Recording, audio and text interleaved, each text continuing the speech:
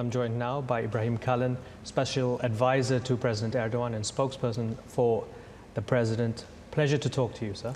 Nice to see you. So, Operation Pspring, did you get what you wanted out of it? Well, mostly we made serious progress over the last 7-8 days in terms of reaching our goals. And the operation had two main goals. One is to clear our border from all terrorist elements, including PYD, YPG, Daesh or related terrorist organization. And the second one is to create spaces for the refugees to go back to. We have made significant progress for the first part of this operation where, in fact, we have successfully pushed the terrorist elements further down, but now we are in the first phase of this agreement that we have reached with the Americans, where we paused the operation to allow them to go south, leave this safe zone area. So once that is complete, we will halt the operation. And then, of course, it will take some time to clear that area, secure all the residential areas, surrounding areas. And then hopefully we will start the work for the refugees to go back to. So in terms of the first phase of the operation, I think a lot has been achieved. Okay, so focusing on that first phase and the agreement to get to that point, how did the Americans convince the Turkish side that they could disarm the YPG and convince the YPG to push back, especially since the YPG feels betrayed by Trump and the Americans? Well, they've supported an armed YPG for the last 2-3 years. This is a policy from the Obama period. And unfortunately, the Trump administration took over this policy. It's really ironic because President Trump criticizes everything that Obama did and, in fact, tries to turn down everything he accomplished, except on this issue, where they decided to continue to arm PYD, YPG in the name of fighting Daesh. But I think now more and more people in the U.S., including general public, analysts, policymakers, politicians, and others, are beginning to realize that the United States is actually arming a Marxist organization in Syria. And it's really a political scandal, irony, even tragedy for the United States to do that. But they've said all along that they have leverage over YPG. And then we said, okay, use that leverage, get them out of the safe zone area, which includes the areas between Ras Al Ain and Tel Abyad, these two major cities, which are predominantly Arab, by the way. PYD, YPG should not have been there in the first place at all, but they went in thanks to American support, military support, training, political and other areas. Now they're leaving, they're in the process of leaving, and so we took the Americans for their word, obviously, and I know they're making an effort. As of today, as we speak right now, we reached the agreement a day and a half ago, and we have established a mechanism whereby our military is in touch with the U.S. military. We have no contact with the YPG, and we will not, of course, we will not be dealing with terrorists other than in the way they understand, meaning that if they attack us, if they attack our soldiers and other Syrian National Army, we will retaliate. But other than that, we have an agreement with the Americans and a mechanism in place now to get them out of the safe zone area. It's been a roller coaster relationship with the United States over the past few years, but especially the past few days or weeks, right? I want to start with October the 9th, the letter. Don't be a tough guy, don't be a fool, call me later. I mean, a lot of us thought it was a parody when we saw it initially. We couldn't understand that this might be real. This might be a serious diplomatic letter to another head of state. Sanctions, criticism. No, actually, I support the Turkish position. The YPG is probably worse than, or PKK is worse than ISIS. Up, down, all around. Pence and Pompeo come to Turkey. Very serious tone. And then an agreement. How would you characterize the past couple of weeks? Well, it's a lot of diplomacy, has all the, I guess, characteristics of the Trump era. With all due respect, President Trump has his own style in politics, in diplomacy, in economy, in running his affairs, in running the White House. It's no secret. Everybody knows that, whether you agree with it or not, you applaud it, support it, or reject it, deny it. As far as domestic American political scene is concerned, of course, it's not for me to comment on that, but as far as Turkish-US relations are concerned, we take this relationship seriously. When we received the letter, of course, we were very surprised by the style, and we immediately rejected it. But the content was also as problematic, proposing the idea of negotiating between Turkey and the YPG, but it General says Mazloum, SDF. elevating him to a general. It's of course unacceptable for the US to engage a PKK terrorist who's been tried in Turkey, who is on the red list, and there is a arrest warrant for him here in Turkey. But I guess this is something that the American military establishment has presented to President Trump. And that military establishment largely shares the view of the Obama administration in terms of engaging or continuing to engage YPG at a time when the President of the United States has announced not once, not twice, but several times that the Daesh or the Caliphate has been destroyed. If it has been destroyed, the purpose for which YPG has been supported is no longer there. Therefore, that support shall stop. And I think this is what President Trump is trying to do. When he announced that he's pulling out US soldiers out of Syria almost 6-7 months ago, and he said this publicly on Twitter and in his public statements, again, his military and security establishment resisted this, turned things around, and try to convince him that, no, it's not a good idea for the US to leave Syria for other reasons than just fighting Daesh. So a lot of other political elements, I think, have gone into this process, whereby we basically said that, look, our goal is very clear. We value this relationship, but it cannot come at the expense of our own national security. We have to take care of our own national security, just as Americans care about their, say, for example, Mexican border, illegal immigrants or drug cartels, and not to speak of even terrorism. We have to take care of our own border, and we have this imminent danger of terrorism, and it's been there for not just weeks, for months, for years now. What is worse is that every support that has been given to PYD, YPG has in fact ended up empowering and encouraging PKK in other areas, whether in Turkey or in Iraq or in Iran or other places. Therefore, we've said all along that we cannot let this process just go on like this. We had a Manbij roadmap, which our foreign minister announced with the US Secretary of State more than a year ago. It's been almost a year and a half. And it was supposed to be done in 90 days. What was the Manbij roadmap? The US was going to take out YPG terrorists out of Manbij. And the Manbij area, including the city, will be controlled and maintained and managed by US Turkish security forces, but it will be managed by the local people. That was the idea. That agreement was never materialized. When we had the second round of talks with the Americans about the safe zone, when they said, okay, we support the idea of safe zone, then after weeks of work and negotiations and talks, and including joint patrols, I mean, in fairness to them, it happened from the air, on the ground, right, and other places. But then again, we got the sense that this is becoming Manbij 2.0. This cannot go on like this, because while we are having this safe zone mechanism right to our south, YPG was still getting more weapons, more ammunition, more training, and they were building up their military force. And we said, look, this cannot go on like this. So that's when our president decided to go with the operation. And in fact, he called President Trump on October the 6th and told him that we've tried our best to do this with you, that is, create the safe zone. And he explained his plan for the safe zone at the UN General Assembly. He showed the map. So it's no secret. He shared it with about 18, 19 heads of states that he met in New York during the UN General Assembly. And he said, look, we have to create the safe zone so that we can have the refugees to go back to their homes. So it's no secret that, you know, we had this map and plan clearly outlined and shared with all the allies. When we realized that we cannot do this with Americans, with YPG being there, then we said, okay, we'll have to do it ourselves.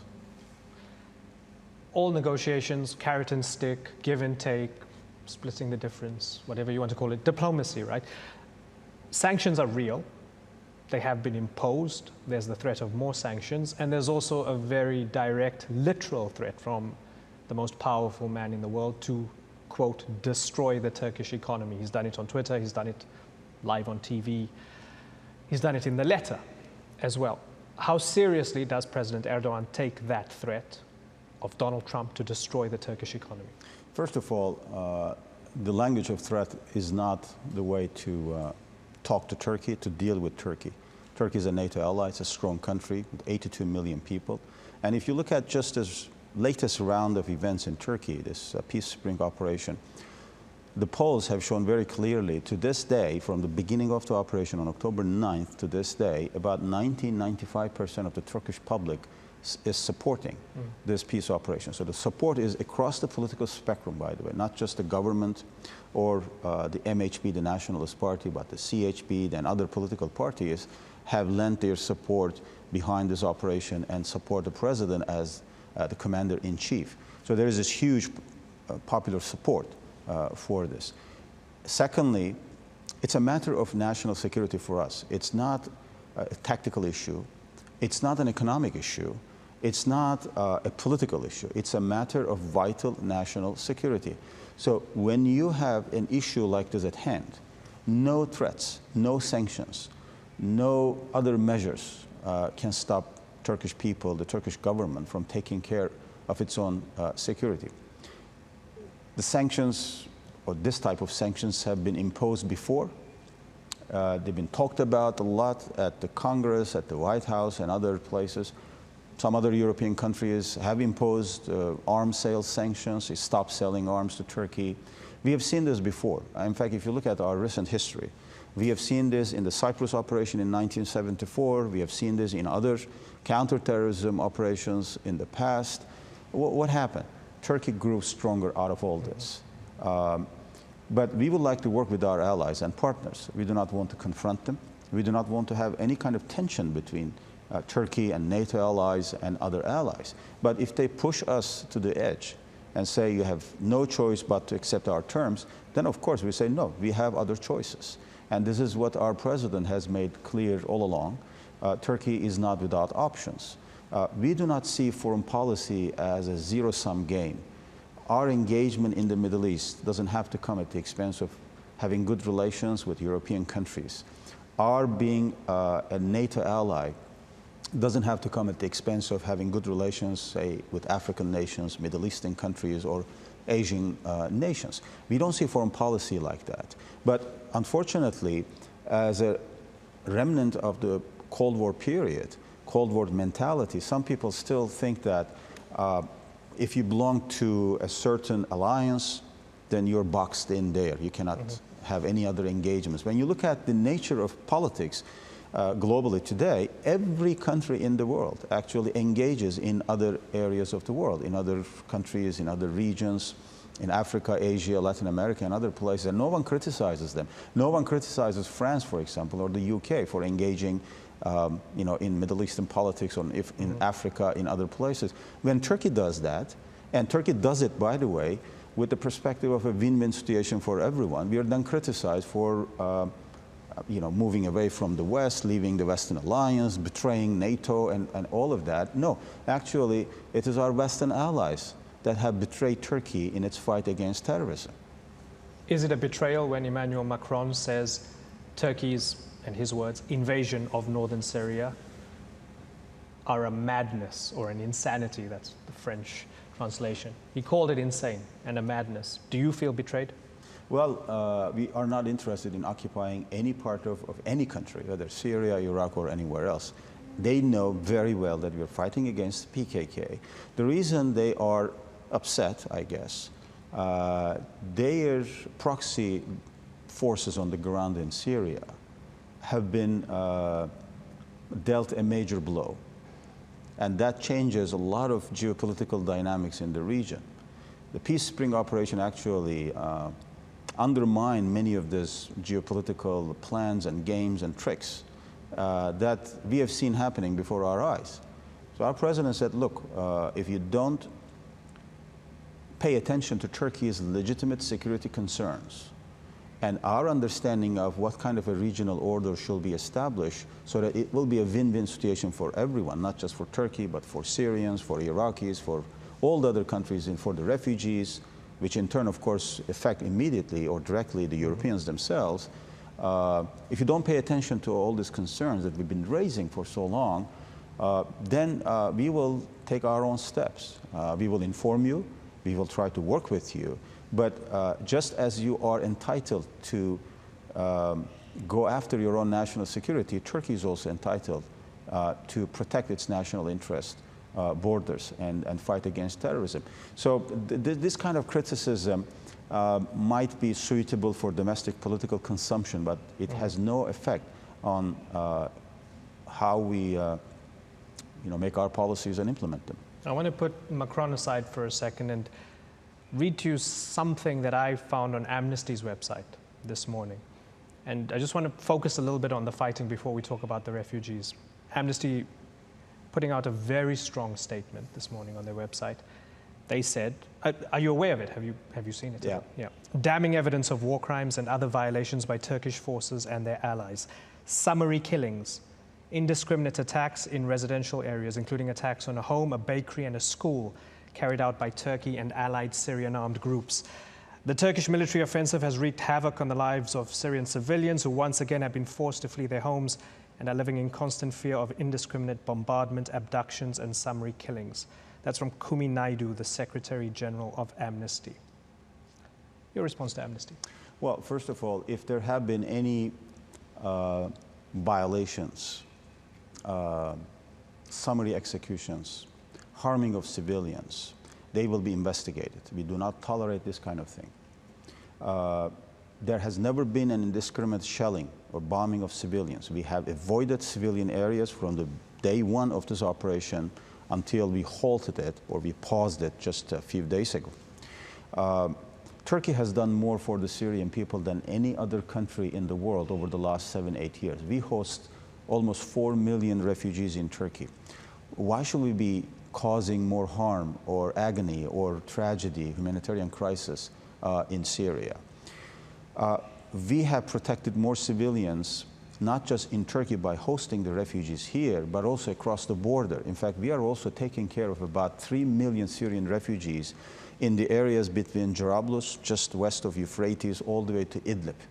Just in Idlib itself, you have about 2.5, close to 3 million people, most of whom actually depend on aid coming from Turkey. So actually, we are taking care of about 7 million, 7.5 million Syrian refugees. That's almost 1/3 of Syria's entire population.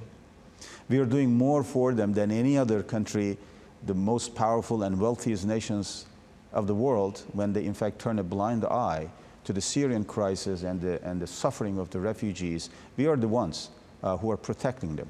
So this kind of allegations that is causing immense humanitarian crisis, etc., you have to see this within the larger context of what's happening there. As I said, if there are cases of killing and other unlawful acts, even within the limits of the international law of war, they will be investigated. We do not tolerate that kind of thing. But just look at what PkkPYG has been doing in Syria. As I was walking in here, actually, I was just sent the pictures of the hospital in Tel Abyad, evacuated by YPG. It's been completely destroyed. They have actually damaged the equipment. This is medical equipment that was supposed to be used for the local people there, and they stole some of them. I hope they will report about this as well. And I know Amnesty International has reported about the killings, the summary executions, and other war crimes of YPG in Tel Abyad, in Ras Al Ain, and other places over the last 2-3 years. And I hope the world media will pay attention to this as well. They have not reported extensively about this, war crimes by YPG, because it goes against the established narrative over the last couple of years that YPG is the most effective force against Daesh. They represent hope for democracy in the Middle East, etc. Can you imagine that? It's a Marxist-Leninist organization, a terrorist organization, claiming to be hope for democracy in the Middle East. They are the ones who changed the demographic structure and balance in most of northeast Syria. We are not interested in changing the demographics there. When they entered Arab towns, they forced people to flee and go to other places forcibly. Why? Because they had the weapons and the support of the Americans to do this. They had no legal right, no legal basis to do this. But now they, as actually until last week, they controlled almost 1/3 of Syria. On what basis? With which legal ground? They've done that.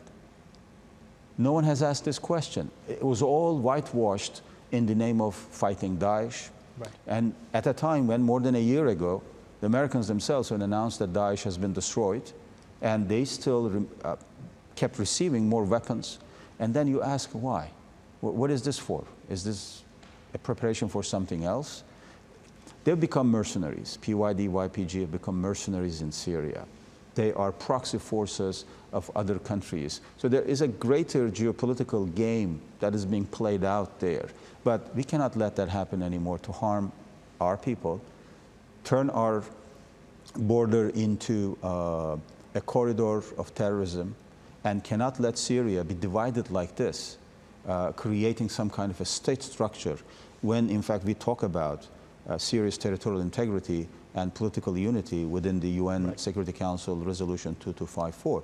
We cannot let that happen, whether it's PKK or it's another group. It doesn't matter. If another group from among the Syrian opposition came out tomorrow and said, we are going to create our own little autonomous region, we will divide Syria, etc., and we will oppress, say, the Kurds or the Yazidis or the Christians, we will react in exactly the same way as we did vis-a-vis the PKK. So this is not a fight against the Kurds at all. Kurds are our brothers and sisters. We've lived in this geography for more than 1,000 years. So no one from outside can teach us how to live together with the Kurds. I think they should keep their lessons for themselves, and they should concentrate on their own domestic issues, how to deal with multiculturalism, how to take care of minorities in their own countries. We know how to live with our own people, whether Kurds or Christians, Armenians, Jews, and other people. We've lived in peace, largely in peace, for more than 1,000 years with these people, and we will continue to live with them in this part of the world. They should not interfere. They should not support the terrorist elements here, and they should not justify terrorism in the name of fighting another terrorist organization. I want to ask you about Phase B and your best intentions then to get refugees to go back home.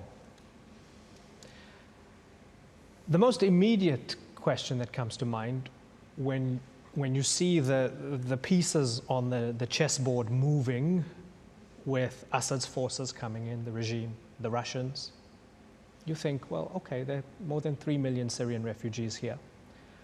How are you going to convince them to go back to a territory where Assad is back? The very person who barrel bombed them, who tortured them, who used chemical weapons against them.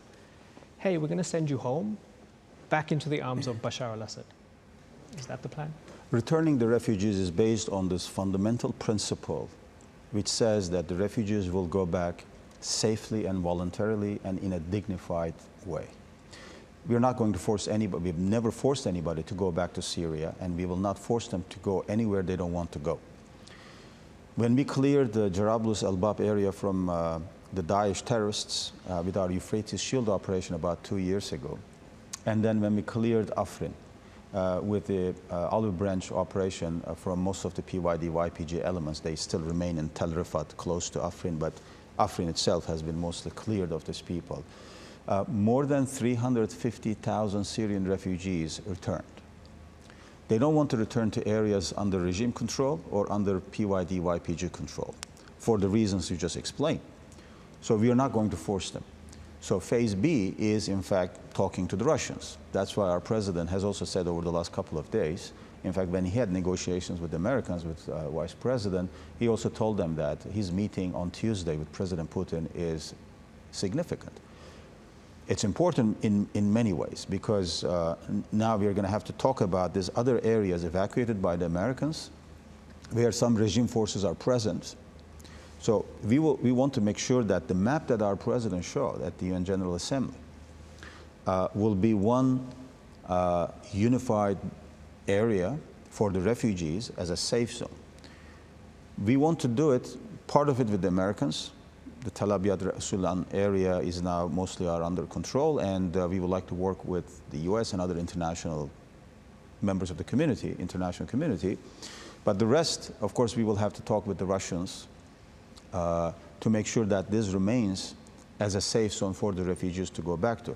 Another important element there, of course, is the removal of YPG elements from these areas. So if the YPG replaces the American flag with Russian flag, it's no good for us either.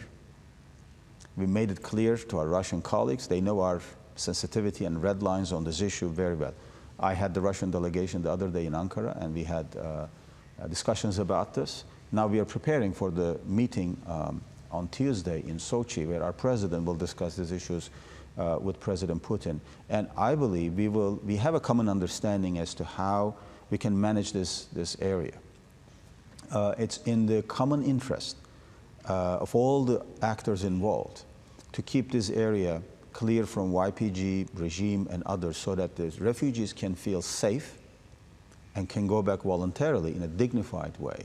And that's where the international community needs to come in. If they really care about the refugee crisis, which I doubt actually, because we've seen their record over the last 2-3 years, they should support Turkey in this effort. This is not for political gain. This is not expanding Turkish control over Syrian territories. This is not an exercise in occupying another country, changing demographics. No, we want to help almost the 4 million refugees who live in Turkey to go back to their towns and cities, have a normal life, just like any other human being, and stop this tragedy of seeing Syrian refugees dying in the cold waters of the Mediterranean and the Aegean Sea. It's really the failure of the international community that the Syrian people had to suffer this much for this long. We are trying to find ways to end the suffering. And the world community should help Turkey in this effort, rather than supporting the terrorists or making plans for dividing Syria or stoking more violence, strife, division in the region. I want to circle back to the beginning, just as we end here, and talk about the fight against the PKK and YPG. I mean, even the Americans are stating quite clearly, yes, of course, the YPG is linked to the PKK, which they were being a little bit diplomatic about it in the past, when tactically they were using them to fight Daesh. It's a problem to the Turkish state. It has been for a long, long time. A listed terror group, an armed insurgency. You are intent on smashing them across the border in Syria right now, the YPG. You don't want them on the border. Is there a fear that the PKK will now be resorting to urban violence, like TAK and others within major cities here, because it's been quiet on that front for about 3 years? Is that factored into the thinking now? We're fighting them there in Syria. Perhaps we've got to keep a close eye within the borders of Turkey right now. Well, we are actually.